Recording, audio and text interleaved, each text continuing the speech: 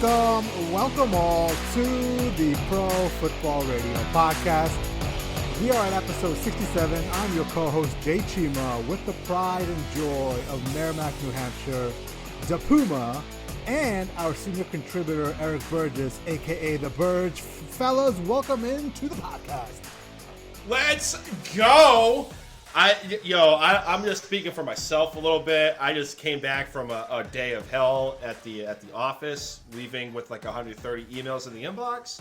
So the whiskey is a-flowing, and I'm happy to be with my boys to talk about anything besides work and talk about football with y'all. So this is a little bit of group therapy for me. Burge, how is life treating you up in the Great White North, a.k.a. New Hampshire, a.k.a. living the dream, working at Bedford? This has become my favorite night of the week since you guys brought me on every week. Granted, I'm a big Patriots fan, as everybody knows, and every week I need this group therapy after watching my team fall from grace. Well, I mean, it just sucks. Well, Birch, hold that thought, because let me give the people a quick rundown of the podcast, and then we'll jump right into the Patriots, right? So, episode 67 is jam-packed, wall-to-wall football coverage, okay? We've got the Patriots. We're going to talk about how they barely squeaked out a win against the 0-9 Jets last night. We'll talk about some of the young and up-and-coming quarterbacks in the NFL. We'll talk about AFC, NFC playoff predictions. And then we'll jump into next week's marquee game, which is going to include Indianapolis versus Tennessee, Buffalo versus Arizona, the Chargers versus the Dolphins, Seattle versus Los Angeles Rams, and Baltimore Ravens versus New England Patriots. And then we're going to round out the podcast with a take it to the bank parlay, as we like to do, which hit for the first week that it was live, and then Bulls for Birds. So quite a bit to get to, quite a bit of a packed podcast. Just a little bit. Now, before we get to the Patriots, do we need to do like an AA intro? Like, hi, my name is Burge. Hi, Burge. I have a problem. What's your problem? I'm a Patriots fan. You are stronger than the things that are trying to control you. Yeah. I'm just, are we okay, Burge? Like, do we need to take the sharp objects away from you? Make sure you're not near a high place in a window. Listen, before the end, so before we get to that, the New England Patriots lost. I'm sorry, they won last night. They might as well have lost. They might as well have lost. I'm so used to saying losing for the Patriots this year that it just came out naturally. But the New England Patriots last night on Monday Night Football beat the New York Jets. We're now 3-5, and the New York Jets are 0-9. The final score was 30-27. But I tell you what, for most of the game, the Jets looked like they were the prime team, right? And before the half, when the Patriots let the Jets go down the field in 30 seconds and get a touchdown, I lost my shit. I was so furious. I was absolutely insanely mad. But Burge, let me turn it over to you, sir. Let's get your analysis of this game, because I know you're chomping to go at the bits. Let's go. We won a game. It only took 4 weeks between wins for this New England Patriots team. Look, I was, like you, Jay, I was in agony watching that game last night. It was tough to watch. At a few points, I called the game over. They're really going to lose to this winless Jets team. But lo and behold, Nick Folk comes in. I'm standing in front of my TV like a playoff game, and I'm celebrating like they just went to the Super Bowl. All right? Look, they won the game. I'm very happy that they won the game, because I am not of the tank for Trevor mindset with this team. I want them to show up, and I want them to compete. And of all years, 2020, I want this team to just give me something to root for during the football season, because it's been so long since we've actually had to not pay attention to a football season, like to the point where you're not Super Bowl or bust every year. Now, the fact that they won, yes, I'm happy, but boy, oh boy, were there some things that I did not like. What is up with Terez Hall? Have you guys heard of Terez Hall? Last night? I think that tells me everything I need to know about Terez Hall. Who's this T. Zizzle Hall? He is a linebacker elevated from the practice squad to play in this game for the Patriots because Juwan Bentley was out. Mm-hmm. The guy played 30 snaps in this game on defense. Josh Uche, who they spent a second rounder on, Anthony Jennings, who they spent a third rounder on, played a combined total of 11 snaps on defense. What the hell is up with that? Like, you spend these picks on these players to come out and make an impact, and Josh Uche looked good last week. Why are they not playing? I don't think there was any injury with them two at all, and they're not playing. The second round pick, the first pick of the draft for the Patriots in 2020, Kyle Duggar, played 4 snaps. That's a recipe for disaster. And I was a Duggar mark in the NFL draft. I actually like that pick by the Pats for Kyle Duggar. I was kind of as shocked as you were that he didn't play as much yesterday, Burge. And after they drafted him, I mean, I had never heard of him. I honestly didn't even know who he was before the draft because I really didn't pay all that much attention this year. But after seeing the pick and seeing like what he was, like he's a perfect fit for this team. He's like a better Patrick Chung, hopefully a better Patrick Chung. Mm-hmm. He's got that build. He's a big safety. Now, the fact that they're not playing these kids, given the struggles of the defense, really grinds my gears. I don't know. And it showed too. I mean, you look at this team. The team was gashed in the passing game yesterday. The strength of the defense, the Patriots defense, is the secondary. They were gashed. J.C. Jackson was awful, despite having that interception. That whatever. He was awful. He gave exactly. He was awful. And Jason McCourty was a dud as well last night. The fact that they let Joe Flacco, who looked like Joe Montana, come out and just throw over them, including going down the field and, like Jay said, in 3 plays in the last 30 seconds of the half, is a joke. If this team is going to do anything good, they need the strength of that defense to really carry them, and it was not there yesterday. Now, I can only hope that this was an anomaly for this secondary, maybe playing down to the competition, but, man, they need to step it up. Considering how bad they are against the run, they need to be the strength of that team.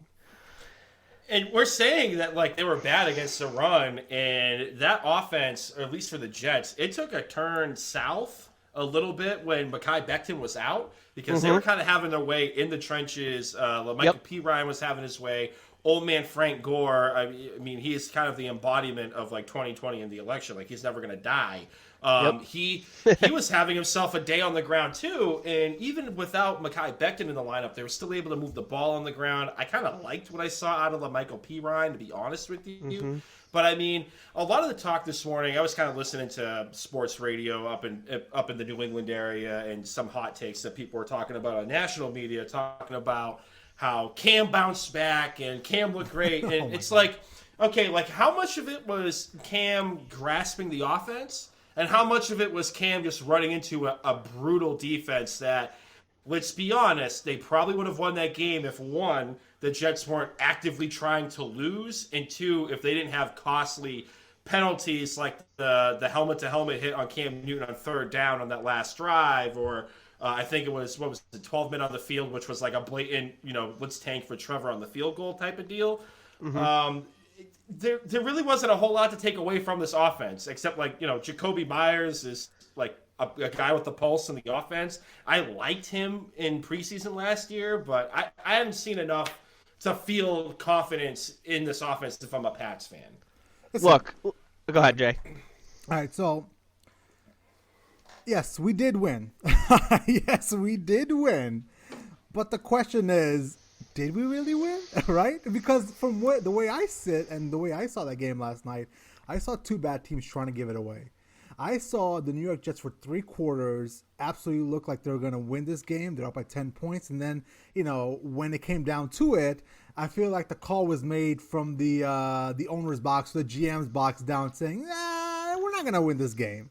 Right? Because for most of the game, Joe Flacco looked absolutely unbeatable. And I could not believe that this Patriots team made him look that good, especially this defense. And I think my biggest concern with this defense is, man, this has been happening all year long. And this actually started somewhat in the middle of last year as well. There's just like no heart. There's like no Patriot way anymore on that defense, right? I tweeted last night, I feel like expats like, Seymour and Bruschi and Rodney Harrison were essentially rolling their eyes and thinking, what the hell did we leave? Like, that's not what the Patriot way is. And I think on the offensive side, yes, we looked competent, But I feel like that's the ceiling for that Patriots offense. I feel like they can't play any better than that. Like, that's how we're going to have to win games, is run it as much as possible and try to get Cam a couple of looks here and there, try to give him some easy throws, get him to rhythm. But I feel like last night that offense played at its peak performance. I mean, I liked what I saw out of the offense. It was this game, I pegged it as a confidence building opportunity for the entire team, especially the offense and Cam Newton. I thought that they performed well. I mean, obviously, you have to take into consideration you're playing the winless Jets with their defense, where I don't think I knew one person before the game on that defense. Mm-hmm. So I liked what I saw. Cam, and they didn't really have Cam run the ball all that often outside of the touchdown runs. So like they didn't really they had him out there throwing the ball, and boy, when he throws the ball, I hold my breath. Like it just doesn't look comfortable to him. He's a Phillip Rivers of the AFC East. I mean, there were a couple of ducks that were flying around last night. It makes me squirm watching him. Like it looks like he's throwing everything he has into these throws, and they're not even really going that far. Myers looked great last night. I mean, he killed my fantasy team. I needed him to be under 70 yards receiving, and boy, did that get blown out of the water last night. But I draw the conclusion from this game last night is I'm always holding out hope that this team can pull one out of their ass and steal a game going forward. But watching them play, it's like it's agonizing. And yes, it felt great to get that win last night, but in that fashion, I wanted a blowout to really make me feel better about this team, and I didn't get it. I had to wait to my playoff last minute field goal reaction to get the win. Yeah. And we don't feel good about that, right? I mean, just like you, I thought we were going to go in and coming off that win that loss against the Bills where we were in it till the last second, you would think we would go in and actually just like annihilate the Jets. And by annihilate, I mean like 14 points which is big for this team, right? But yeah. I was just stunned at just how bad this team played. I was stunned at just how badly this defense played as well. And I think for as much as we've shitted on Cam and this offense for the first part of the season, I think now this is more on the defense than on the offense, man. I think this defense is getting progressively worse, and the offense is actually making some strides here. I totally agree with you, and I think you and I will both, and Puma too, you can chime in. I agree. I think that the strongest unit on this entire Patriots team is that offensive line. Mm-hmm. Like they were winning battles last night. Brutal. Yep. And I mean, you have some veterans on that line. They can run the ball. I mean, seeing Damian Harris get hurt last night really made me cringe because he's been a real, one of the few bright spots on that offense the entire season. And I haven't seen any updates on his injury, but if that's going to be an extended period of time, that's just a real bummer for this team. He's one of the few bright spots moving forward into next season that you can have from this offense. Well, I think if he doesn't come back quickly and actually gives us some production, I think he might be killing himself with all these injuries, right? Because all of last year he was hurt, beginning of this year he was hurt. He had 2 or 3 good games, and now he's hurt again. I mean, like certain players just tend to stay hurt, right? And that's something that I always say in the NFL. Your biggest attribute is your availability to your team. I think he was redshirted most of last year. I mean, that's another discussion, but I think they redshirted him. They always redshirt the running backs. They did it back in the day with Shane Vereen and Stephen Ridley. They did it with James White. This year, obviously, he was hurt early on. I mean, after that camp he had, he looked great in camp, and then he hurt his finger, and he was out for extended period of time. I'm not ready to write the obituary on Damian Harris yet because of his injuries, though. Oh, no. Yeah, and on top of that, too, we've seen enough Sony Michel that we know what and by we, like a Patriots fan, I don't know why the fuck I'm saying we. Oh, but okay. Easy. He's coming into the fold. But I'm just saying, I mean, we talk about the Pats enough, here we go, but like, if we've seen enough of Sony Michel to know what he is, right? Like, I'm willing to take a flyer on Damian Harris with the injury history and risk compared to what I've seen with Sony, because Sony ain't hitting the hole hard. He's not running in between the tackles. He's trying to bounce it outside when he was really drafted to be the power running back in this offense. And, the James White was going to be the change of pace back, which he still is, and he's probably one of the best receiving running backs in the history of the NFL at this point. We've seen enough of Sony Michel. I'm willing to live and die with what Damian Harris has for talent, plus a little the injury history at this point. When you say that too, Rex Burkhead looked phenomenal last night too. Right, and he's like the unsung hero of that running back room. Like he's old faithful at this point.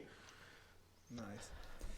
All right, well, listen, we'll circle back with the Patriots later on the podcast when we do our predictions for next week as the Patriots take on the Baltimore Ravens. But let's move it on to some young quarterbacks that have wowed us so far. Mr. Puma, it looks like you want to get in on this, don't you? Yeah, so I was actually able to see a little bit of the football games in the main slate while I was at work on Sunday. And, looking at, the Buffalo Bills versus the Seahawks game, which cha-ching, that leg of the take it to the bank parlay hit, but like not even that. Like Josh Allen had a day. I think he threw for like 415 yards and 3 touchdowns, and I believe he had one on the ground.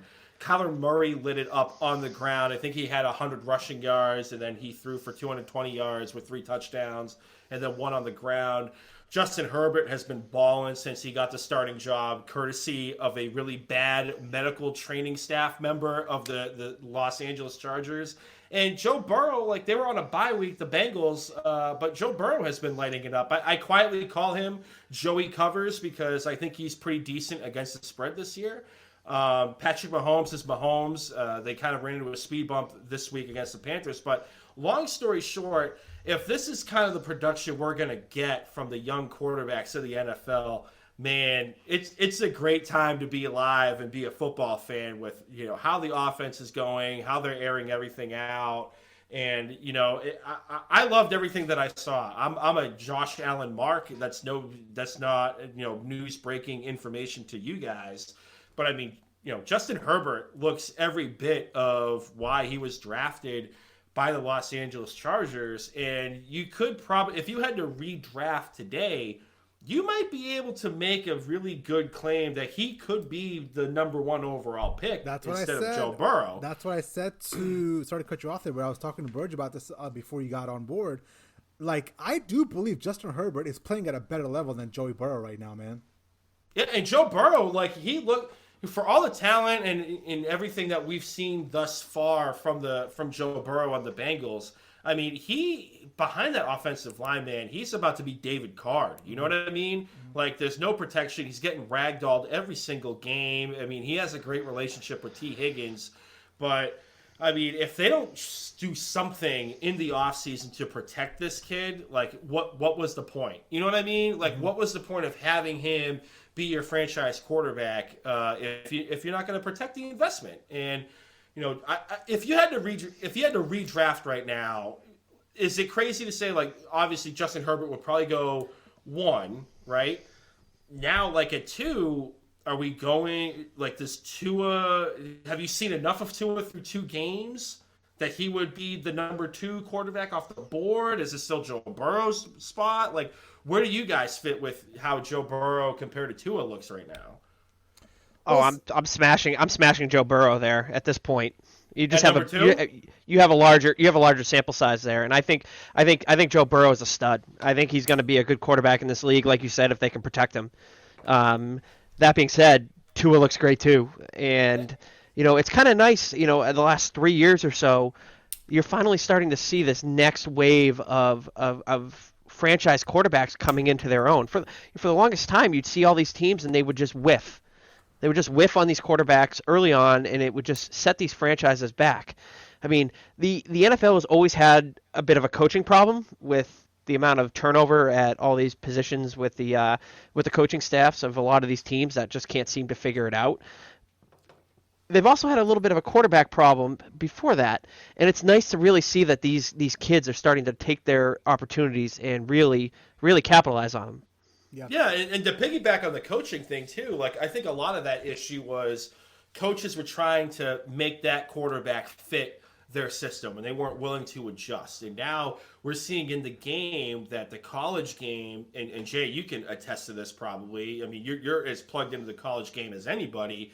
That the college game elements of spreading everything out and running out of shotgun a crap ton and making the quarterback feel at home in that offense is really turning the corner in the offensive game right now in the NFL. Because before it was always like, all right, you're a rookie. We're going to line you up under center. We're going to hand the ball off 30 times. We're going to keep the ball out of your hands for at least the first year or so until we establish trust with you in the practice, and we'll go from there.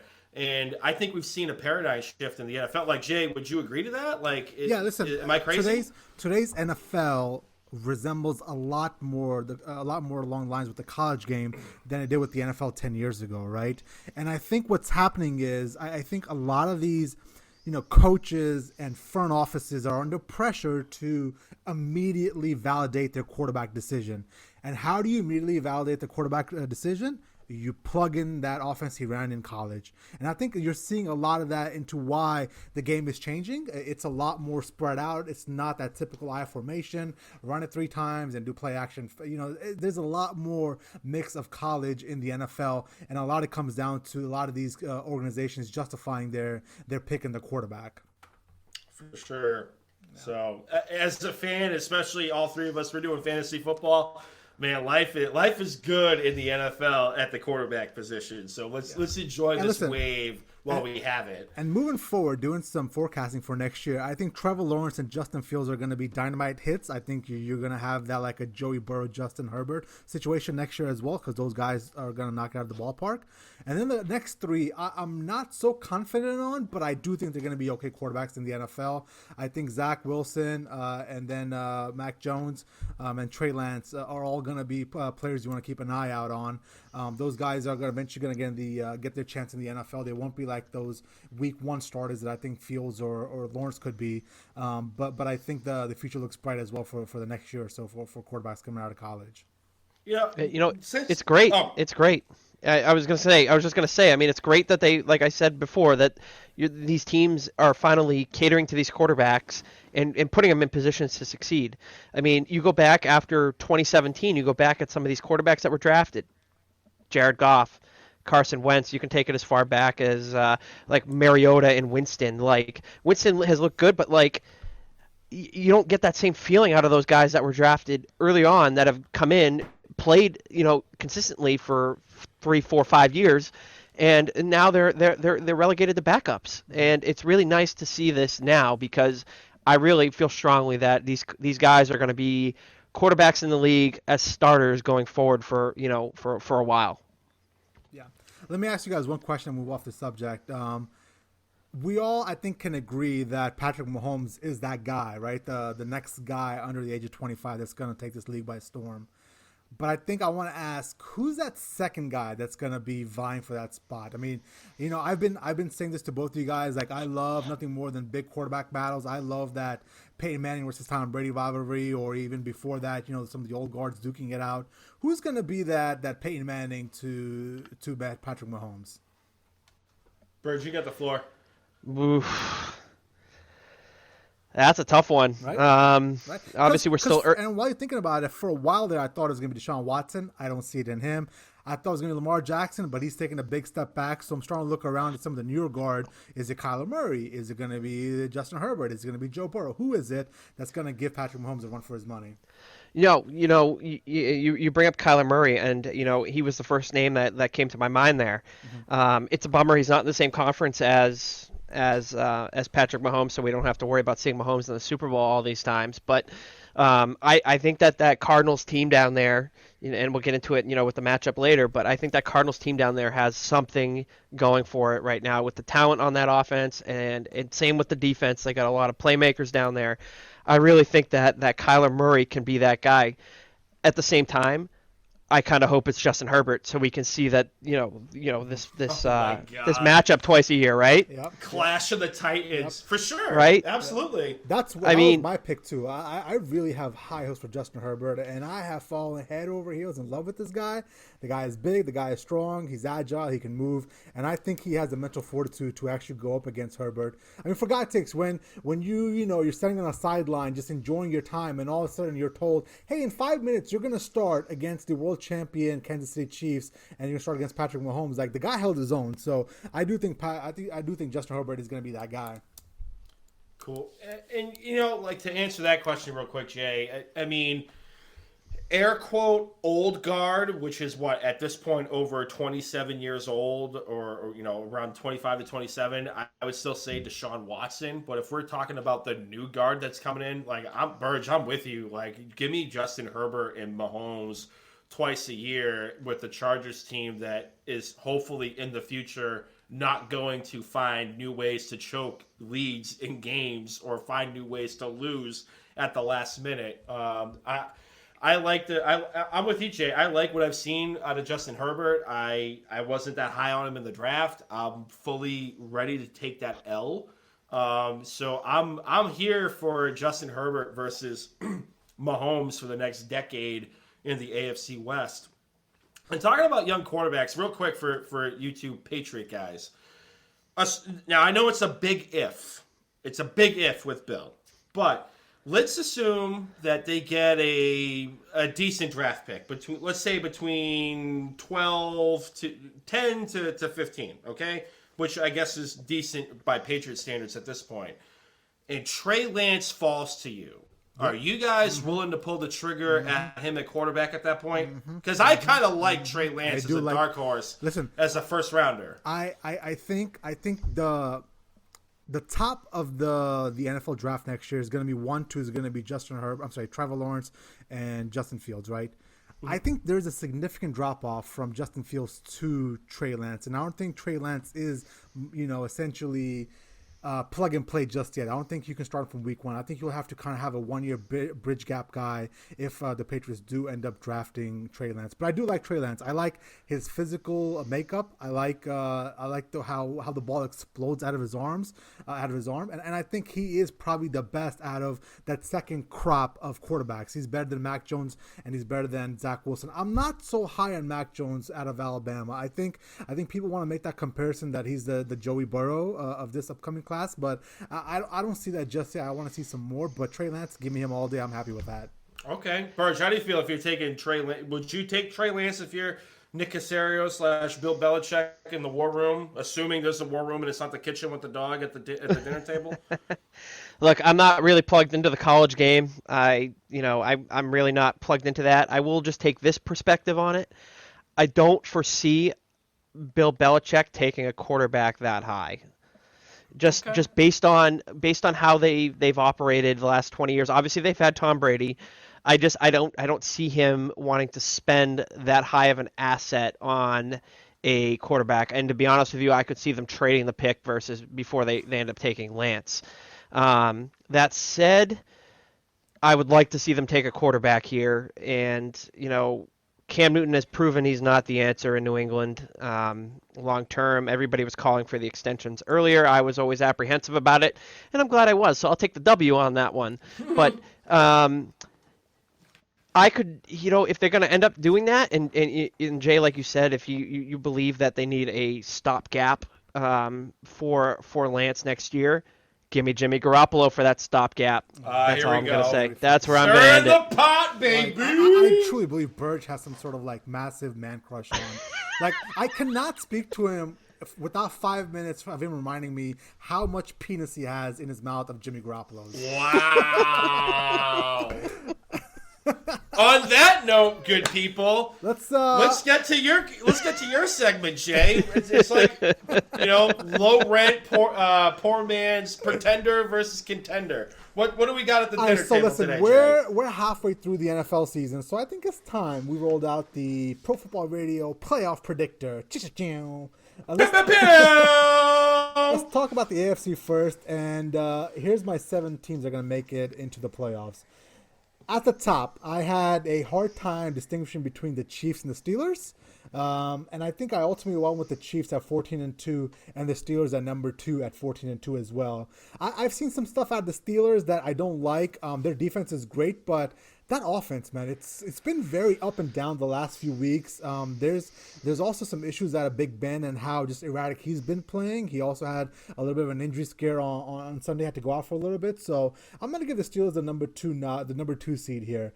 Moving forward, I got the Tennessee Titans at number 3 at 11-5. I got the Dolphins winning the AFC East at 11-5.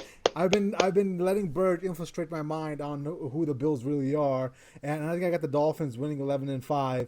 I got the Ravens as the first wild card team getting in at 12-4. I got the Bills at 10-6 at the number 6 spot, and then rounding it out at the number 7 spot, I got the Raiders barely making it at 9-7 with the Colts and the Browns as the first 2 teams out. Thoughts? I want to buy the Steelers, and I hate rooting for the Steelers given the history with my boys up here in New England, but I want to be that guy that's going to pick against Patrick Mahomes here. And don't ask me why. I have a hard time trying to back up my gut instinct on this. But Andy Reid, I have a feeling, will find a way to botch it enough to where the Steelers will end up winning the conference. Where's that coming from? Like, I mean, we saw him win the championship last year, for God's sakes. I think that Andy Reid is going to botch up narrative is thrown out the window now. I mean, you can make an argument for that, yes, but like the dude still doesn't know how to manage the clock. Fact. Even though he won the Super Bowl last year, the guy still cannot manage the clock to save his life. And yes, he has Patrick Mahomes right now, obviously, balling out. He's hands down, anybody in their right mind would want him on their team to start their team at this point.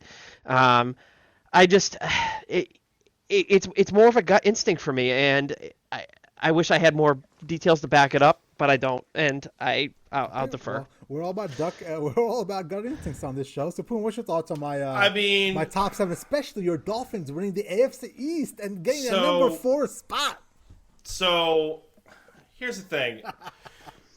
The Dolphins winning the AFC East, to me, as the Dolphins fan, is a bridge too far. I just need to see a little bit. I need to see more out of Tua. Like his first week starting last week, he wasn't asked a whole lot because the defense carried all the weight. And this week he had to do a lot more compared to the week prior, but he looked good. He had mobility in the pocket. He was able to scramble. He broke Buda Baker's ankles on a quarterback scramble to get a first down.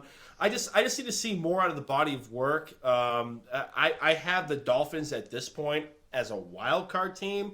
Flip-flop the Dolphins with the Bills. I still have the Bills winning the AFC East. I think I'm a believer in Josh Allen. I'm a huge mark for him. I like the team as a whole. I think they're probably one of the best constructed rosters in the NFL. The record just shows that they were missing Tremaine Edmonds and a lot of that linebacking core the first couple of weeks because they were all dogged by injuries. But, I mean, they're a couple of third down stops away from beating the Chiefs. But, Burge, I'm with you. And this was my psycho, let's get nuts pre-season pick. I had the Steelers winning the Super Bowl, so give me the Steelers in this whole scenario right here, even at the number 2 seed. I think they could beat the Chiefs with this defense. The only issue with the Steelers is they historically have played down to competition. Mm-hmm. That's why the Dallas Cowboys game, what on paper should have been a massive blowout and demolition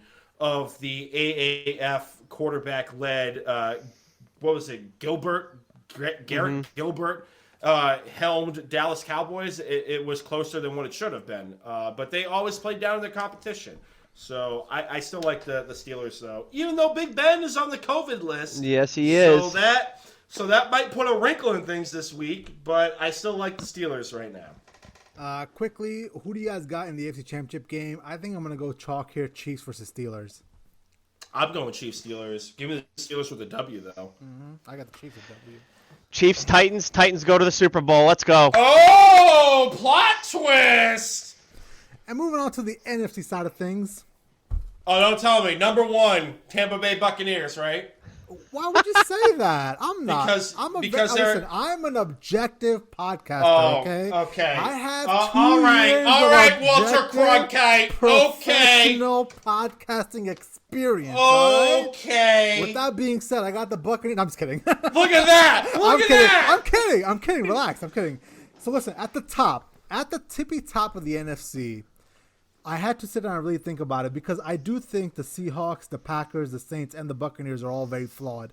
I think they haven't played great football the whole year. They've played 2 or 3 games, so you have great football, but then they'll have a crap performance. So with that being said, and I know this is bad timing, I think I got the Seahawks winning the NFC with the number 1 seed. It might not be the best time for it because it just got smoked up in Buffalo, and I'm hoping that's just a one-game thing. But I got the Seahawks at the number 1 seed at 13-3. I got the Packers at 13-3 as well. Unfortunately, I got the Saints at number 3 at 12-4, just because at the end of the day, you've swept the Buccaneers. I don't think the Buccaneers have a chance to win that division. I got the Eagles at 7-8-1 at the number 4 seed. I got the Buccaneers at the first team in 11-5. I got the Cardinals 10-6 and the Rams at 9-7. So I got 3 NFC West teams in the playoffs, and then I got the Bears, 49ers, and Vikings potentially looking in if the Vikings keep playing well as well. Thoughts on that? Let that marinate. Let that sink in. And while you guys think about it, my NFC Championship is going to be Seahawks versus Buccaneers. Buccaneers win, go to the Super Bowl, beat the Chiefs. Buccaneers all the way. Please, vomit. Let's go. Let's fucking go. Look, I'm going to go with the Packers to win the number 1 seed in the NFC. The Seahawks, I mean, they got decimated by the Buffalo Bills this past week. And I think that defense is so flawed that it's going to end up killing their chances at a title this year. And that being said, I don't even have them to win a division in the NFC West. I got the Cardinals winning that division this year. I'm a huge believer in what they're doing down there. Talk about it. And, you know, Kyler Murray, he's the real deal in my eyes. I love the weapons they have on offense there with DeAndre Hopkins, Christian Kirk. The running backs when healthy, Chase Edmonds and Kenyon Drake are both starting NFL running backs in this league. Their defense with Patrick Peterson, Thompson had almost had a nice interception of Tua this past week. I was surprised it was called back. Buda Baker, a huge fan of him. The Seahawks defense is going to be their kryptonite. I don't see it. And also, Jay, I'm going to disagree with you in the NFC East. I like Washington, and don't ask me why. I like Washington. I love the coach. I love the coach, and I'm sorry. What's this spiked with? Is this spiked with some PCP? The one time Burgess drinks whiskey. The one time he drinks whiskey. Okay. Just kidding. Look, you're a rum guy. It's fine. Look, I love Ron Rivera as a head coach, and I am not sold on the Eagles. I will never, ever support the Eagles after what they did to the Patriots in 2018 in the Super Bowl. Here we go. I just think they're a trash team. I think they're a trash team. Is the one that didn't start Butler. That's a different topic for a different day. That's a whole other style. We don't need to go there. Here we go. 2-hour podcast, Joe Rogan style. Again, I'm not going to rule out any of those 4 teams winning the NFC East. They're all so bad, yeah. But I think a great story would be Danny Dimes. But have you seen Alex Smith and how bad he's looked? Like, he looks like he's 75%. And I get it. He's coming off of a horrendous injury with 17 surgeries, barely lost his life. I get that. But he looks like he's 75% of who he is. Give him all the reps in practice going forward after that nasty injury to Allen. Give him all the reps to get back into his groove. I mean, let's be honest. They don't really have to compete against much. That's true. Question is Alex Smith a marked man with all the injuries happening in the NFC East? I mean, we just saw Kyle Allen go down with a pretty gruesome looking injury, and I was hoping it was just a strained muscle, but it was much worse than that, as Tony Romo. No, it was a leg cramp. But I wonder if Alex Smith is sitting there thinking, shit, do I want to do this again? No, Birch, I don't mind that pick of Washington because I'm a Ron Rivera guy, and I love me some Alex Smith. My number 1 pick in the NFC, I buried Drew Brees, but I gotta go with the New Orleans Saints just because I like Marshawn Lattimore, even though I think he left Sunday night a little bit dinged up. But as a whole, with the offensive weapons and Michael Thomas, it looks like he's playing nice with his friends. He's not punching anybody at practice. He's not chewing out a head coach. Plus, Alvin Kamara is just a savage. I like the New Orleans Saints coming out as the number 1 seed. But, man, if we're going to the NFC Championship game, give me Saints Cardinals. I think the Cardinals are going to be the road warriors this year because I'm with Burge. I like what the weapons they have. I like Kyler Murray running that offense and the wide receivers, DeAndre Hopkins, Christian Kirk, Andy Isabella, the running backs, Dancing Cliff finally being a little bit less conservative in the red zone. I think they're going to have to be the road warriors. They're going to go to the Super Bowl and face the Steelers. And we'll see what happens at that point. I think my problem with the Saints is I think they truly won their Super Bowl Sunday night. Because, like, I've never seen a team celebrate that much for a regular season win before. And maybe I'm overly sensitive to this because I've seen 20 years of Belichick and Brady never celebrate that much, even when they win the Super Bowl. But, like, the amount of jubilation I saw for the next 19 hours after that game out of that Steelers Saints team was absolutely insane to me. It's like they won the Super Bowl and let's just mill the rest of the season. Like, I don't know if their mindset's going to be there for the rest of the season with the amount of celebration I saw Sunday night. Well, I think because of, everybody had Tampa Bay winning that game. Mm-hmm. Like, you can go through cold takes exposed. Yeah, I get that. And they just, they demoed that team. I mean, if it wasn't for Bruce Arians doing what Zach Taylor did 2 weeks ago and kick a field goal so they can at least walk off with, air quote, a little bit of pride, so because they didn't get shut out. But, I mean, the Buccaneers, I don't know what their excuse is now, because I was giving them a pass against the Giants because I'm like, all right, maybe they were looking ahead to the New Orleans Saints game. Now what's the excuse? Like, we're looking ahead to what? Like, what game are we looking ahead to? Like, we had to win this to at least stay alive, to win the division at least. And I mean, they look bad on all sides of the football and coaching wise. I'm not putting this all on Tom Brady, but the offense was brutal. The coaching staff was brutal at all game. Nah. I think Bruce Arians is a fucking bona fide clown. Like, I truly believe he's the reason why that team is not going to succeed because, my God, like, just the shit that he says in the media, like, I just don't understand. Like, maybe it strikes a nerve because it's Tom Brady for me, but, like, who the hell are you, Bruce Arians? You piece of shit head coach that's never really won anything, that's been 1-2 in your playoff career, and you've been lucky enough to have great quarterbacks throughout your career, and now all of a sudden you pretend like you're some great quarterback whisperer? Get the fuck out of here. You can't control your team. Your team isn't disciplined, and now you're going out there and taking shots the greatest of all time. Get the fuck out of here, you piece of shit. Well, I mean, look. I agree with you, Puma, on this, that the Saints and the Cardinals are going to play in the NFC Championship game. And I think we saw with the Buccaneers, you can say what you want about the Saints celebrating after that game last week. This was a playoff game for both of those teams. Fact. And it's clear that the Saints were ready to play that game, and it's clear that the Bucs were not. Mm-hmm. And that Brady looked, Bruce Arians had a right to call Brady out from that game the other night. Brady was awful in that game. Then why wasn't he calling out his defense? Why was it the only one that Brady buried? No, that's fair. That's a fair criticism of the coach. But I listened to that interview. He didn't call out the special teams or the coaching or the defense. It was just Brady. Why was that? Is this some sort of inner struggle that Bruce Arians is having right now with giving up power to his quarterback? Because at the end of the day, Antonio Brown was not supposed to be on a team from what Bruce Arians said earlier on, but now he is. Is this him trying to measure his dick via the public opinion? No, I think. Is he that insecure? I think he's that insecure. Real quick, I think Bruce Arians might just be, and this is a reach. I'm gonna admit I'm probably hurting myself stretching here. But you'll see this, like Tom Brady will lay into people for less. We saw that on the Chicago Bears game. But nobody was saying shit to Tom Brady on Sunday night for laying a fucking egg.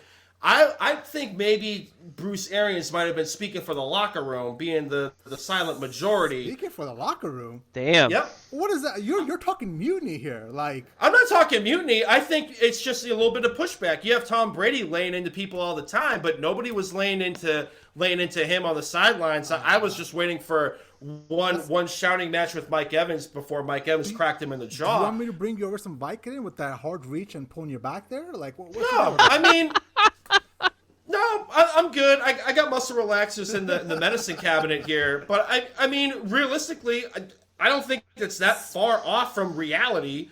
Like, nobody else. Yes, it is like very off from reality. Why? Why, Jay? Why? Because he dogs people all the time, but nobody has the stones to stand up to to Tom Brady when he's sucking ass on primetime in a game that they need to win to get the NFC South and to start cruising towards a first-round playoff bye, and they laid an egg in primetime, and nobody knows what the excuse is this time because we all gave them a pass against the Giants. What are they looking ahead to? Why did they lay an egg? I get it, Antonio Brown was there, but the rest of the offense was there. You had Chris Godwin there. You only ran the ball 4 times, and granted, that's on the coaching staff, but a couple of times, some of those passes, they were behind wide receivers. If he hits Gronkowski in stride in the end zone, that's a touchdown. We can all agree on that. He had a bad game. So now we're making some progress, and I think you hit it on the head, Puma. And if you're going to reach that much, then let me go ahead and reach as well, because I do believe Antonio Brown coming into that locker room fucked with that juju. Oh, man. Here we go. So you're going to go ahead and call out a potential mutiny, but I'm going to go ahead and say the juju's fucked up, so I'll get the fuck out of here. I do believe Antonio Brown walking into that locker room fuck with that energy, man. Energy is big. Chemistry is big in the NFL. And I know all the wide receivers, whether it's Mike Evans or Godwin or Gronk, are all like, yeah, sure, we're happy he's here. I don't think they're happy he's there. I really don't think he's happy. And I think he's fucking with that energy, man. He's fucking with that energy. What else can we say? Look, you guys are both way out in left field on this one. Oh, okay.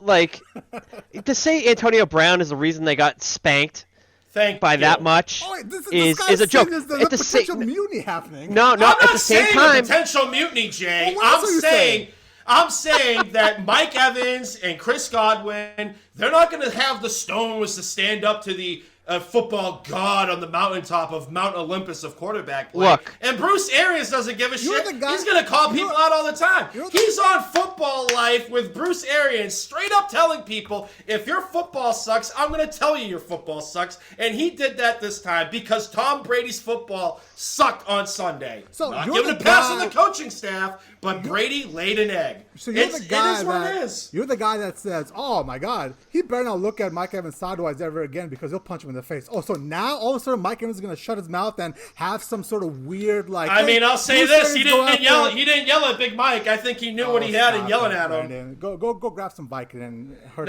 Muscle relaxer. There's difference. I feel like a marriage counselor right now. With you two. Well, welcome into our fold. Look. This is what happens on a weekly basis on the podcast. Look, you're out in left field saying Antonio Brown is the reason they got spanked that bad. I disagree with that. And to Puma, there's no mutiny going on. Brady has I'm not saying there's a mutiny. No, listen. Brady has. Nobody's going to call Brady out and scream with him on the sidelines. Let's be honest, all right? Like, Brady was bad in the game, all right? He was awful. He had 3 bad interceptions. Clearly was not on the same page as his receivers on a few of those interceptions. But look, they ran the ball 4 times. That's that was an NFL record low for the amount of that's pretty bad. Play calls with runs. Is 4 times counting the kneel down or no? I think it was. I'd have to look that up. But look. That's squarely on the coaching staff. I mean, I like to think that Brady's not audibling out of runs when they're down that much to try to make up ground with his receivers. It's proven that you need to be balanced to win in the NFL. They clearly went away from that early because they got down big quick. I put that loss on the coaching staff purely, and I've said it from the minute that Brady signed down there that the coaching staff is a reason that this team is not going to win. I'm starting to anything. see it, Burge. I thought you were out on the left field on that, but I think I'm starting to come around to that point of view, man. Because that was as bad as a game plan I've seen all year long for any team. Like there was absolutely no let's try to establish the run game, maybe 2 runs here, let's try to throw the ball. I didn't like anything about that coaching plan on Sunday night. I'm with you, 100%. Oh, we agree on something. Look at that.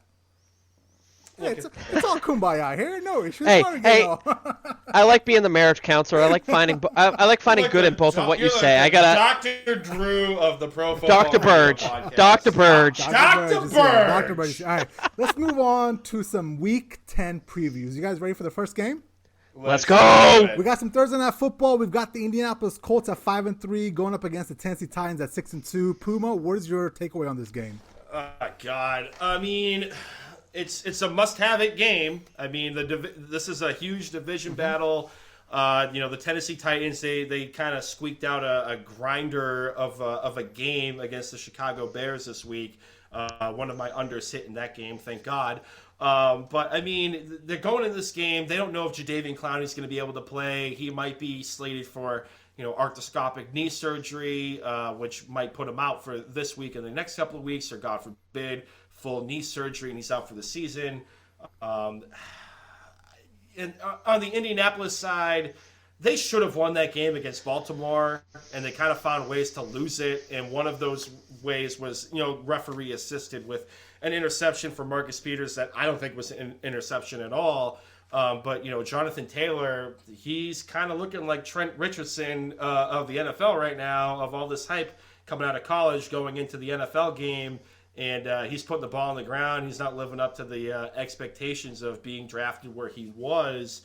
But man, give me Tennessee in this game. I kind of like the Titans in this game. I think all around coaching wise, I'm a huge Frank Reich mark, but I'm buying into what Mike Vrabel is doing down there in Tennessee.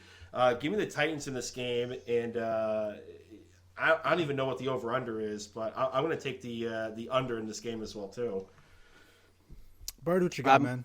I'm with you, with you, Puma, on this one. Obviously, you heard my take on Tennessee earlier on with the previews for the playoffs.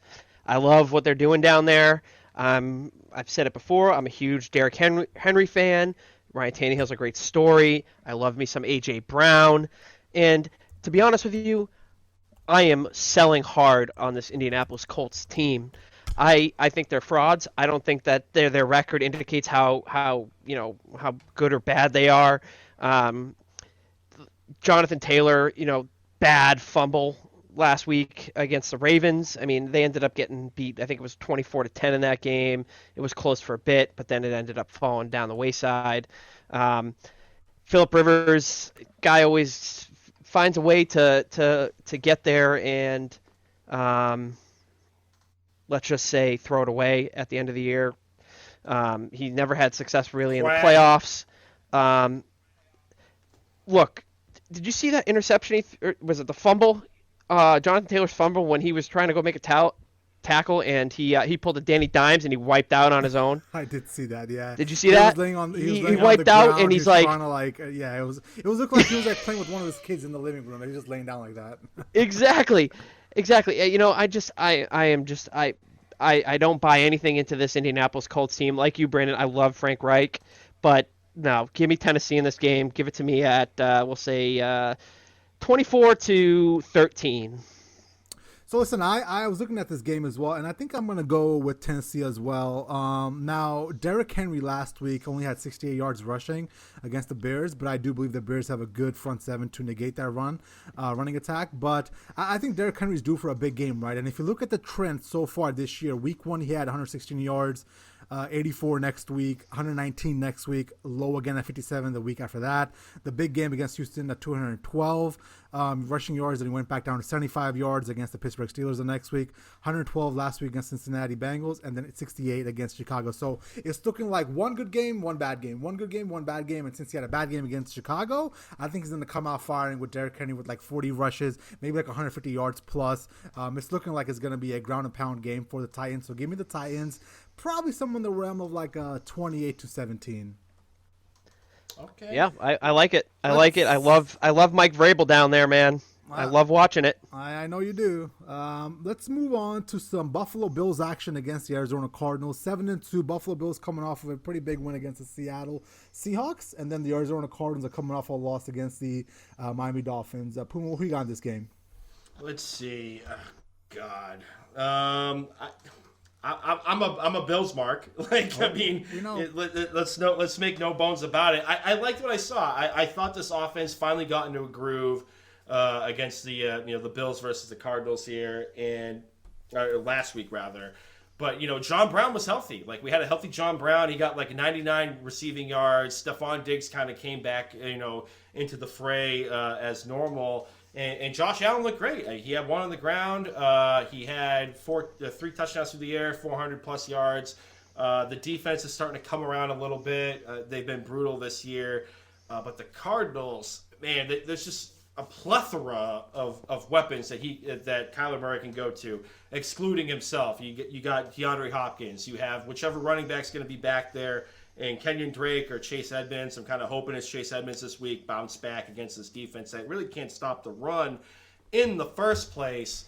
Gun to head, I'm going with Buffalo, man. I'm going with the Bills. Give me the Buffalo Bills in this game. I think the Bills are 2-point favorites in this game as well right now too. Burg, who you got in this game? Pew, pew, pew, pew. Take it to the bank, baby. Cha-ching. Arizona Cardinals are going to find a way to win this game. Oh. Look, the Buffalo Bills Josh Allen put up those numbers against the worst defense in the league. All right? That Seattle defense did absolutely nothing to stop him against the Hawks last week. Give me Arizona in this game. Again, I'm not picking against the spread because I don't do that. But give me Arizona with that offense. Like, you guys are probably going to rag on me a little bit on my Bullets segment later, but Chase Edmonds, if Kenyon Drake can't go, DeAndre Hopkins, Christian Kirk, Andy Isabella, that offense, man, they should have won against the Dolphins this week, but they made a few mistakes. And, I like to think that they're going to correct those mistakes.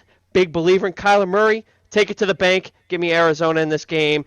31-21. Listen, I echo your sentiment that the Cardinals thoroughly outplayed the Dolphins. I think in every statistical category, if you look at it, total yards 442 and 312 for the Dolphins, 264 passing yards to 221, 178 rushing yards for the Cardinals and 91 for the Dolphins. And I really don't understand how they lost this game, but I do think they're going to clean it up.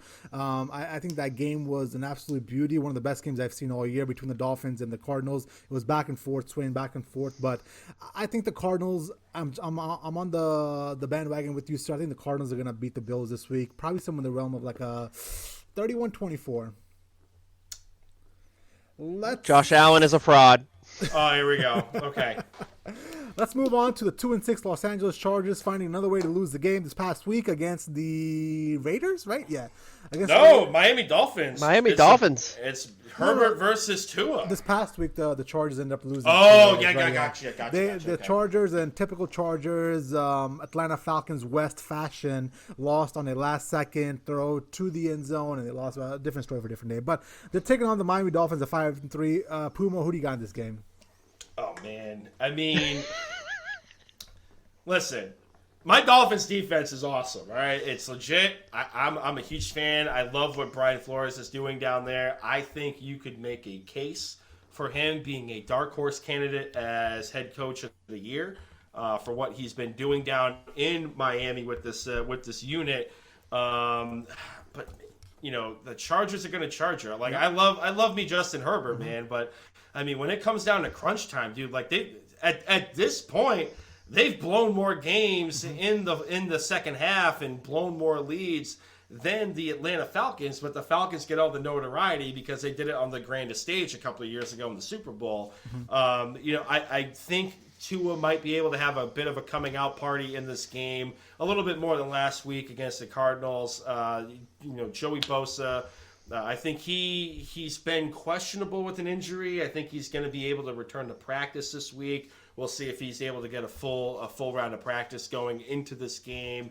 But I think we've seen enough mobility out of Tua versus the Cardinals last week that he can keep plays alive. And I think you're going to get a little bit easier coverage-wise for Devontae Parker, especially if Preston Williams misses with a foot injury. God, I can't believe I'm going to say this. Give me the Miami Dolphins in this game. The point spread is 2.5 points. The Dolphins are favored by 2.5. The over/under is 48. Give me the Dolphins. I don't know about the over. I kind of like the over in this game, so give me the over and the Dolphins to win. Burge, what you got? The Chargers have shown me nothing to make me believe that they're going to actually close out a game this year. Miami has been a surprise in the league this year, I think, from standpoint on offense, on defense, everywhere. I mean, their defense is pretty much running New England Patriots south, with a lot of players that were with the Patriots last year, including I don't know if Rowe was there last year, but Rowe has played with New England. Kyle Van Noy, Landon Roberts down there. I like what their defense is doing. Tua has been a great story for this team. I don't think anybody thought that he was going to start and win his first 2 games after they benched Fitzpatrick, which I was one that was against that move for the team this season, not necessarily long term, but for this season. They have a great coach, Brian Flores. Puma, I agree with you. I think he's a dark horse candidate for Coach of the Year in the league this year. And the Chargers, again, haven't shown me anything to think that they can close out a game. And their coaching staff, probably front and center on that. Obviously, they've had some bad breaks, but give me Miami, my AFC East division champion, in this game. Give it to me. Give it to me. Give me 24-13. I think Herbert's going to get shut down in this game.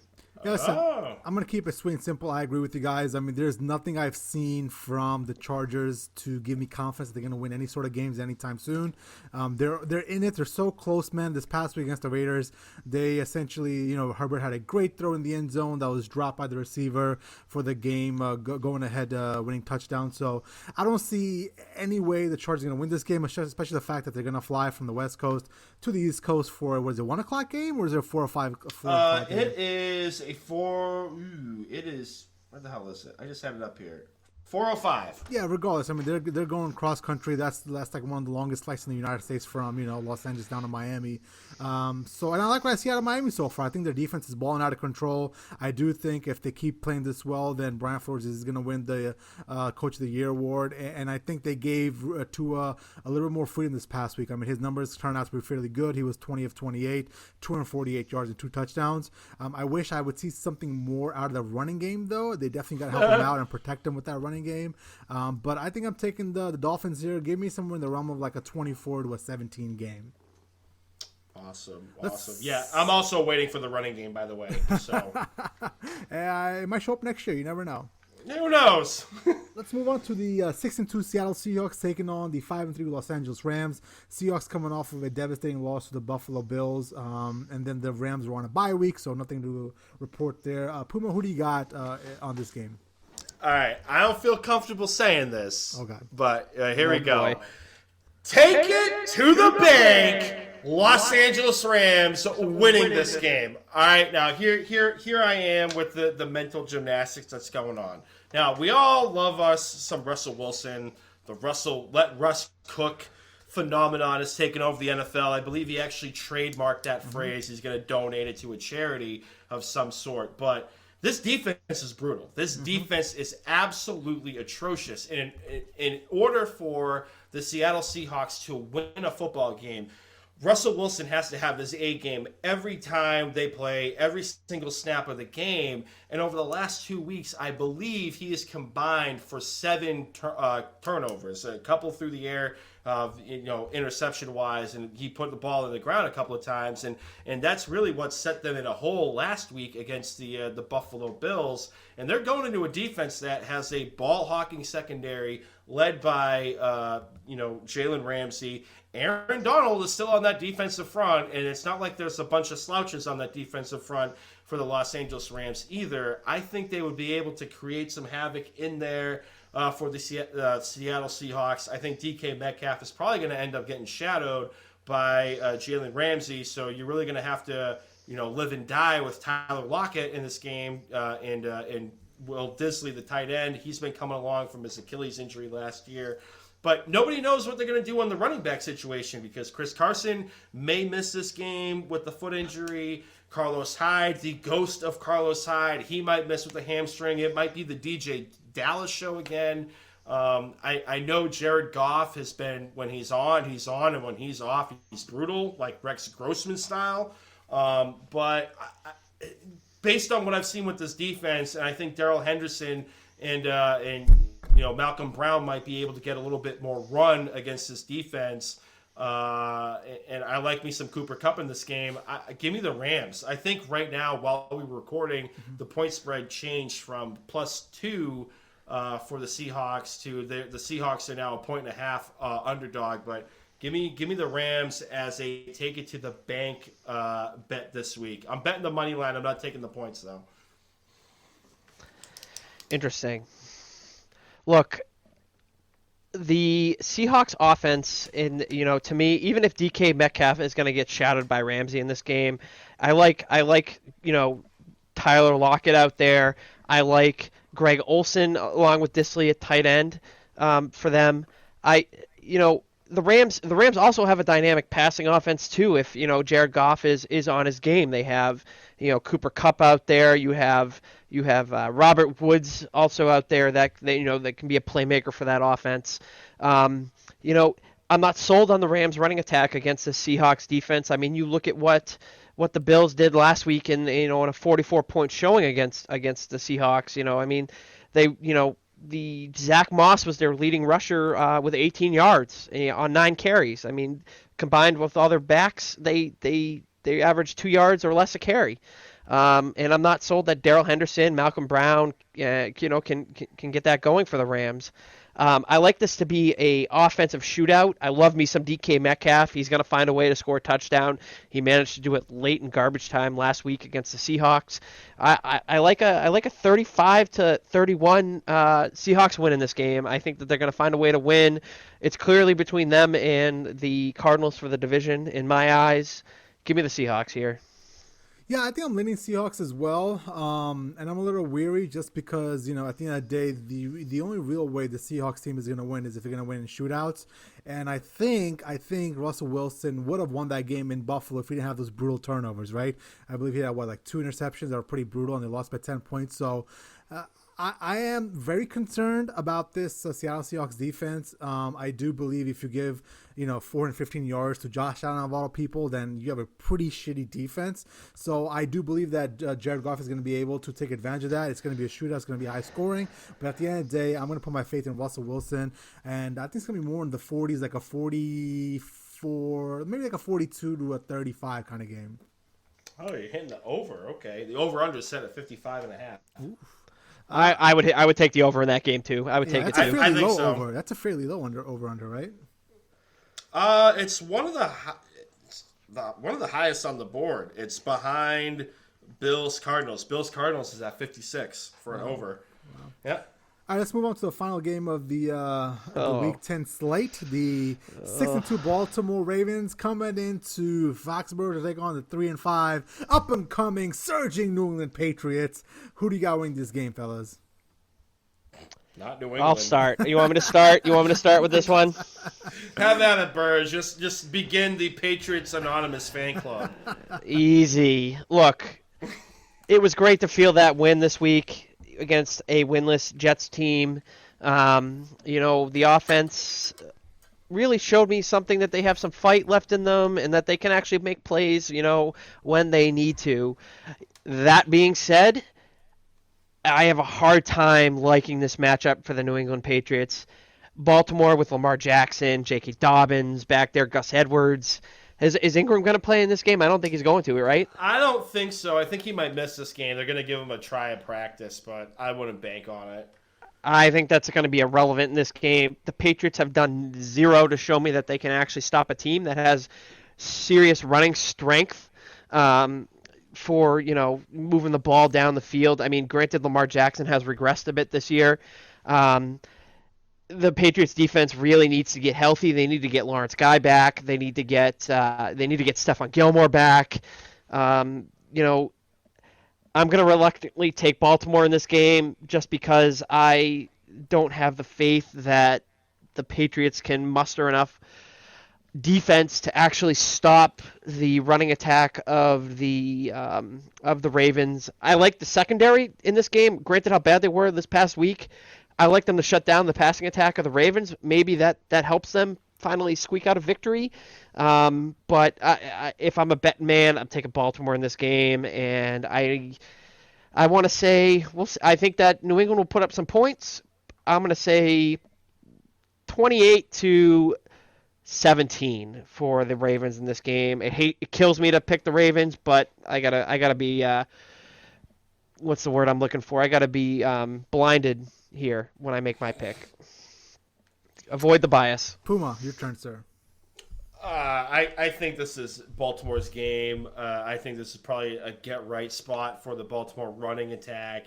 They've looked off-kilter all year long. This offense has looked off-kilter all year long, and a lot of people were saying that this might be because they rely so much on the tight end that they're really missing Hayden Hurst right now. And I think there is legitimacy to that argument. But I think this is a get-right game for the Baltimore Ravens rushing attack. We saw it on Monday night yesterday when Frank Gore, the ageless wonder Frank Gore, is able to have a bit of a day on the ground, and LaMichael Pirine is able to have a bit of a day on the ground. And this is with an offensive line of the Jets that's without their first-round draft pick, Mekhi Becton, who is a mountain of a human. I think they're going to have their hands full against Dobbins and Gus Edwards. And, you know, all those accolades being said about Cam Newton getting his feet on the ground in this offense, I think those takes are going to be coming back down to earth rather quickly in this game against Baltimore. The point spread is, 7. I wouldn't be surprised if Baltimore just ran wild on them and just obliterated that point spread. Give me the Baltimore Ravens in this game. Well, first of all, before I get to my pick, is this game going to be flexed out of Sunday Night Football, or is this too late for them to flex out of Sunday Night Football? I think it's too late. I think it's too late. They had to flex it last week. Okay. All right, America. I like you. Oh, God. This is how parlays are busted. Whoa, what are you talking about? I didn't say anything yet. I just said one word. I said America. I'm preparing everybody. I said America. What is that? That if you get to the Sunday night game and you have the option to cash out, hit cash out. Listen, America, I like you, okay? I know you're struggling financially right now with the COVID. But what I want you to do is I want you to take out a second mortgage on your house. I want you to take all that money, and I want you to put it on the Patriots, because take it to the bank. The New England Patriots are going to win 2 games in a row and beat the Baltimore Ravens. And the reason why is because I truly, truly do not have any faith in Lamar Jackson. I'm really concerned with what we're seeing with Lamar Jackson. Like, the book is out on him now. You essentially play as aggressive as possible on the line of scrimmage. You make him throw outside the numbers and deep, and he has no chance of beating you. The way that this game is going to be won for the Baltimore Ravens is going to be through ground and pound. And I think after one game that we won against the Jets, I think we're going to be able to ground and pound better than they can. I think that we're going to have Sony Michel coming back. I think he's going to come back off IR a little refreshed. I think he's going to get some carries. And I think, take it to the bank, the Patriots are going to win in a low-scoring game, somewhere in the realm of 21-17. So, America, I know you're hurting right now, but just listen to me. Take that money, put it on the Patriots, you'll be happy. Thank me later. I'm just saying, we're not getting any stimulus money anytime soon. Okay, so look, and nobody's living in my house except me. Listen, look, I love America. I'm just trying to help out. Puma, you were a little bit off with saying that Frank Gore and the Michael Pirine had a day against the Patriots this past week, and I echo you, Jay, when it comes to Lamar Jackson and seeing the regression that we're seeing this year. And I think it's bad for the league. You want these young quarterbacks to be able to, continue their success. But you hit it right on the head. I mean, if the Patriots can find a way to force him to throw the ball outside, I mean, they got a chance to win in this game. I mean, they force him to throw, they're going to play into the strength of the Patriots defense. Mm-hmm. And again, I picked the Ravens in this game, but boy, oh boy, next week, if the Patriots win, I will be the first one out here gloating about my L for this one. I will be gloating about it if they can find a way to win this game. I mean, Joe Flacco looked like Joe Montana on Monday night, so I don't think it's that bit of a stretch to have Lamar Jackson throw the ball a bit. I mean, hey, the ageless wonder Frank Gore was able to run on this defense. Maybe if Kyle Duggar has a little bit more snaps, maybe if Chase Winovich 12 carries, 46 yards. Hey, considering that this team was supposed to be smothered by this defense, they were able to run on this team, and they're going to be going up against a better running attack in the Baltimore Ravens. I think this is the perfect get-right spot, And like I said before, Jay hit his money in the take it to the bank. If you have the option to cash out before Sunday night, cash out. No, America. Do not listen to the Puma, okay? America, Let it ride, baby. I have your back. Let okay? it ride. Let it ride into the poorhouse. I want you to be prosperous. I know we're all struggling right now. Just listen to me. Take out that second mortgage and put it on the Patriots, okay? I might do that. Right. Even though I picked the Ravens, I might do it. Speaking of take it to the bank, we are going to go transition over to the segment that is sweeping the nation. Take it to the bank parlay. Puma, what you got this week? So this week, as you heard on the podcast, we have the first leg. We have Burgess, Arizona Cardinals beating the Buffalo Bills. He's taking the money line. I'm taking the money line this week. The Los Angeles Rams over the Seattle Seahawks. Cha-ching. Take that to the bank. And if you are ballsy enough to let the parlay ride, Jay is saying take out a second, third, and fourth mortgage on your house to put the money down on the New England Patriots. Now, we hit our first ever take it to the bank parlay last week with Burge taking the New Orleans Saints over the Tampa Bay Buccaneers. I took the Buffalo Bills +3, and Jay, by the skin of their teeth, the New England Patriots eked out a win against the New York Jets. So there's a take it to the bank parlay. If you'll be right next week. If you're feeling a bit ballsy and you want to dab your toe into the teaser parlay, I kind of like the Los Angeles Chargers +2.5 with the Buffalo Bills at 2. Tease those guys with basically down to they can't lose by more than 8 points or so. If you want to do a little bit of a teaser parlay, do that and have at it. Very nice, very nice. And then finally, the other segment sweeping the nation, Bullets with Burge. So who you got in the fantasy realm this week? All right, so for our fantasy topics this week, I'm going to give you my lock for the week. We're going to go through some start or sit questions from the guys here on the podcast, and then any trade questions coming up because it's pretty common week 10 being a trade deadline in the fantasy world.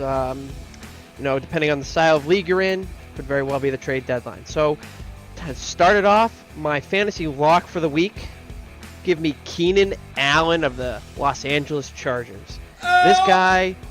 This guy, the last 3 weeks is a target whore. 13 targets, 12 targets, 11 targets the last 3 weeks. And in those games, respectively, 10 catches, 9 catches, 9 catches. This guy, especially in the PPR format, is money in the bank. If you have him on your roster, please make sure you don't bench him in this game. I mean, you probably not if you have him. If you have the opportunity to trade for him, I think it's a good play. The guy has scored the last 2 weeks, and even when he doesn't score, he catches 10 balls and 125 yards. So give me Keenan Allen as a lock this week to perform against the Miami Dolphins. Even if the Chargers don't win this game, he's good for 7, 8, 9 catches, and a touchdown in this game. That's the lock for the week right there, boys. All right. Okay. Let me ask you a question. I need a tight end because I picked up what's his nuts last week. Hayden Hurst last week, but he's on a bye this week, so I'm back in the realm of trying to find a tight end. Here is who I can put a claim in for. I have Dallas Goedert available. I've got Eric Ebron available, and I've got Austin Hooper available. Who do I go after? Ooh, see, a lot of these tight ends, the way it works, and for me, anyways, you have your Travis Kelce's of the league, and you have your George Kittle when he's healthy of the league, where they're like that top echelon of tight ends.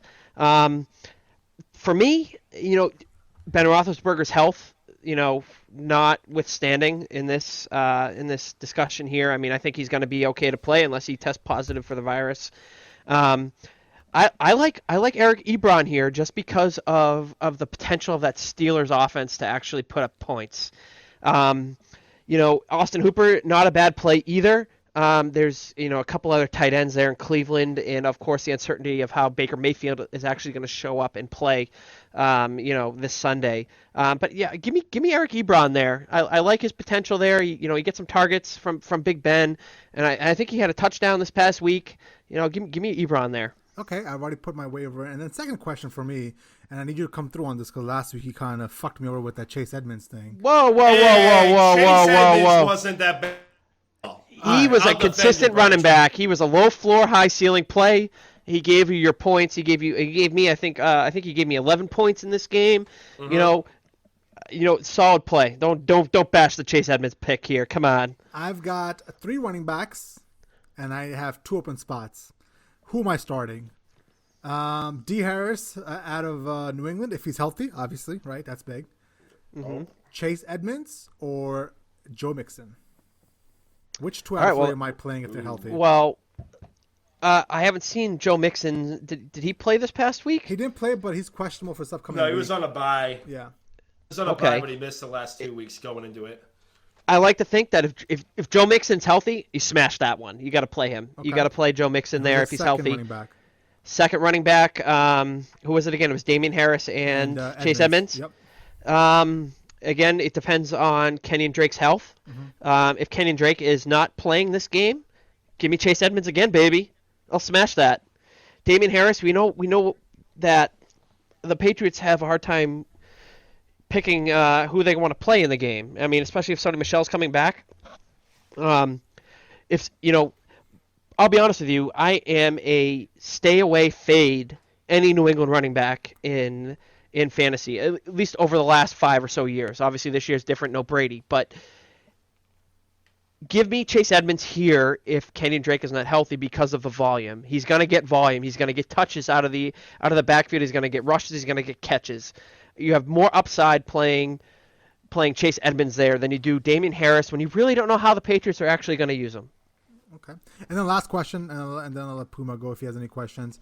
Am I starting A.J. Brown or Kenny Golladay if Golladay is healthy? If both are healthy, which one am I starting? Oh, smash A.J. Brown. Yeah, because I feel like Detroit's going away from him. I think Marvin Jones is getting quite a bit of looks lately. Marvin Jones has been getting looks. I mean, he's always been there getting looks. Even when Galladay's healthy, Galladay's health is a problem. Mm-hmm.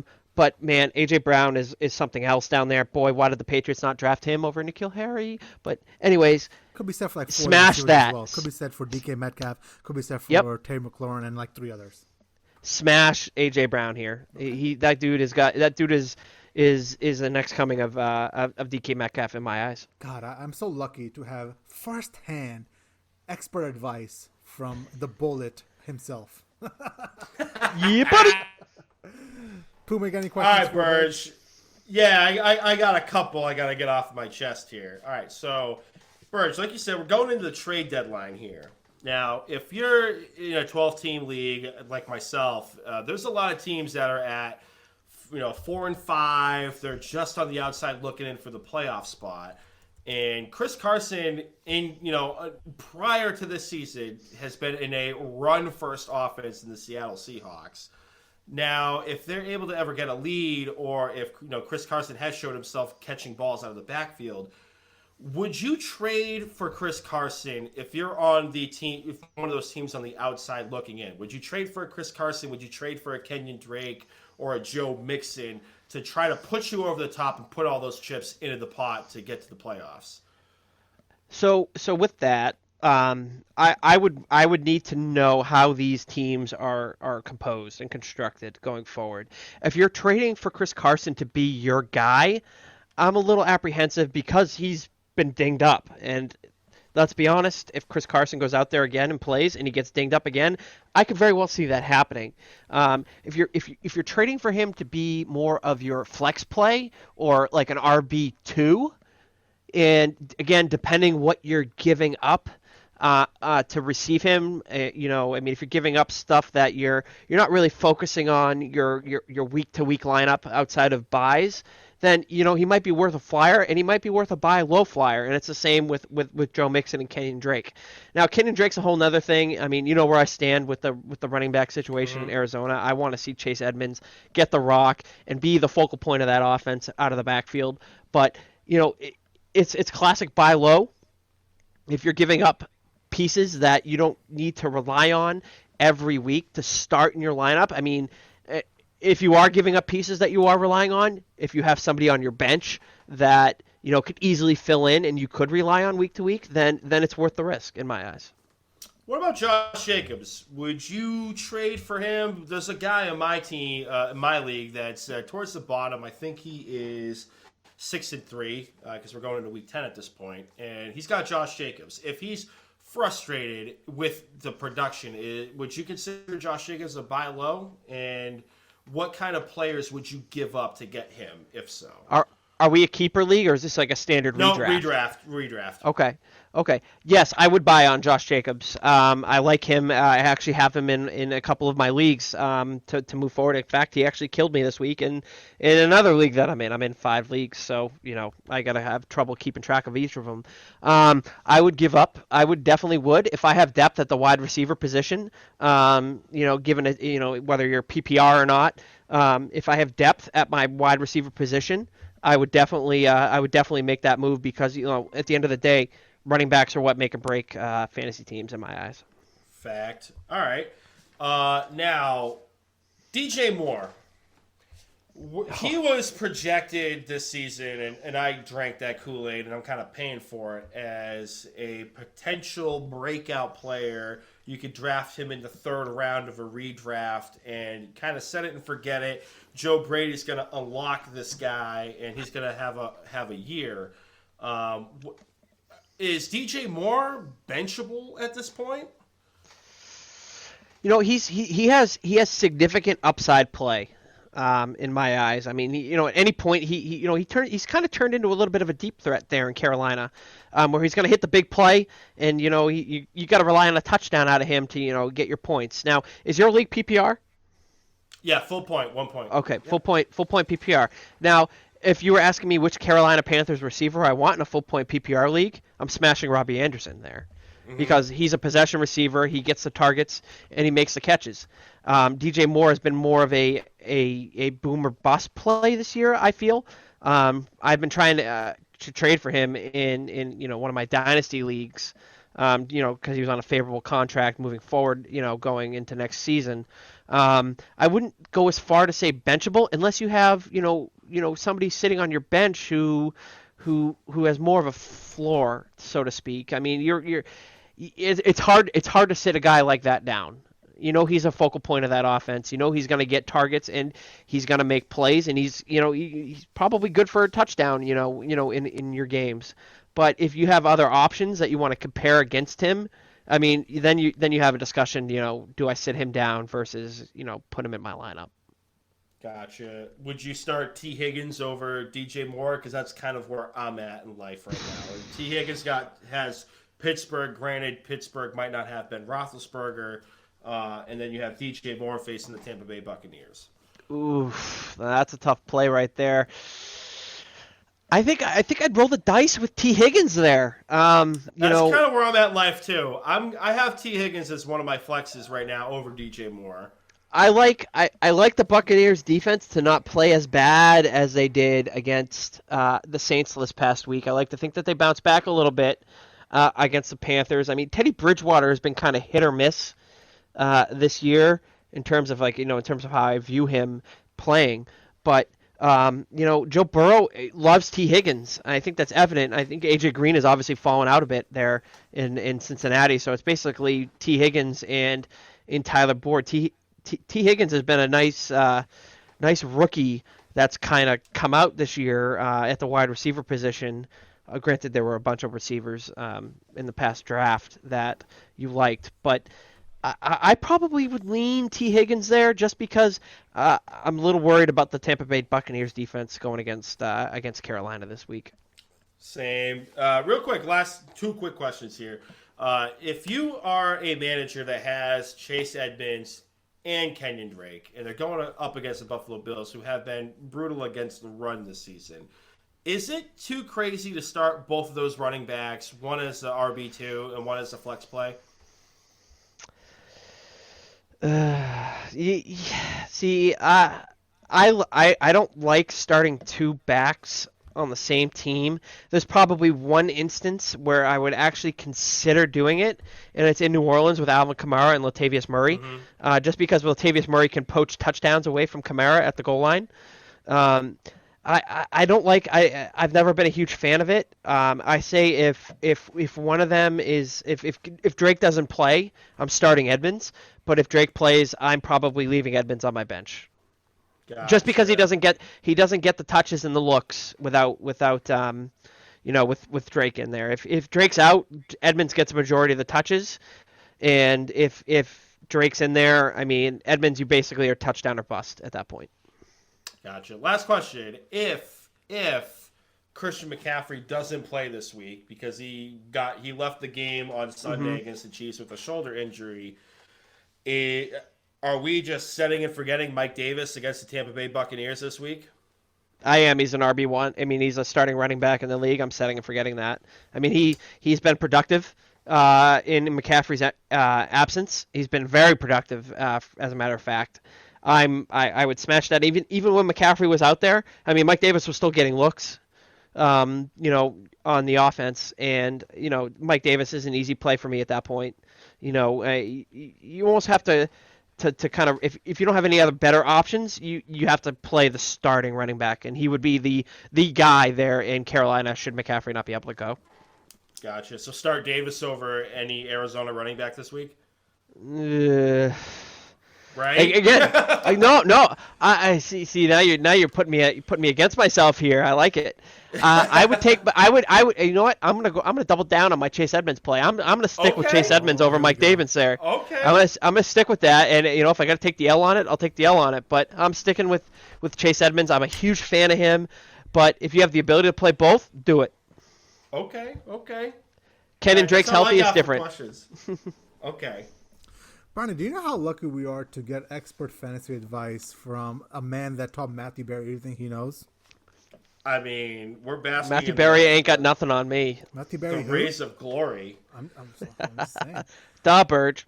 All right, cool. You guys want to get to anything else, or do you guys want to plug this up and call it a night? Unless you got any other bullets. 91 minutes. Well, then plug it we're up. good to go. I'm just trying to be nice here. This episode of the podcast, the previous ones, can be found on SoundCloud, Spotify, Google Play, Stitcher, YouTube under Pro Football Radio Podcast. Social media-wise, Facebook and Instagram, you can find us under Pro Football Radio Podcast. Twitter at PFR Podcast. I'm on Twitter, Brando_Puma. Jay Cheema's at Jay Cheema.